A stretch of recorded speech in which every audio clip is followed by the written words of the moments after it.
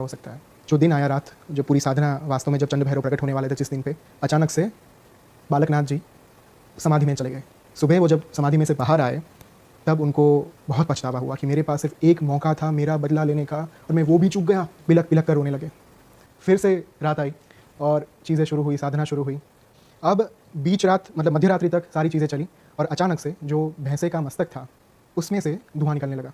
चंड भैरव के प्रागट्य का समय आ चुका था और धीरे धीरे धीरे जैसे मंत्र जाप आगे बढ़ते गए, थोड़ी ही क्षणों में भैरव प्रकट हो गए। चंड भैरव उग्र स्वरूप, एक हाथ में खड़ग, दूसरे हाथ में कपाल खप्पर, और कोई सामान्य इंसान, कोई व्यक्ति उन्हें देखे तो देखते ही मर जाए। इतना तीव्र, उग्र और विकराल भयावह स्वरूप था उनका। उन्होंने अपने एक हाथ में अपना हाथ काट कर उसमें लविंग रख दिया। उनके रक्त से भीगा हुआ जो सिनेमन था वो उन्होंने ग्रहण कर लिया, खा लिया, रक्तपान कर लिया। और इसके बाद उन्होंने पूछा, मांग पुत्र क्या चाहिए? मैं प्रसन्न हुआ, करते रहे। 3 बार जब उनको पूछा गया तब जाकर बालकनाथ जी ने कहा कि मैं ये चाहता हूँ कि आगे से जब भी मैं आपका आह्वान करूँ, जब भी मैं आपको बुलाऊँ, तब आप यहाँ पे प्रकट हो जाना मेरे समक्ष। और बाबा ने तथास्तु कहकर उनका वो अंतर्ध्यान हो गए, अदृश्य हो गए।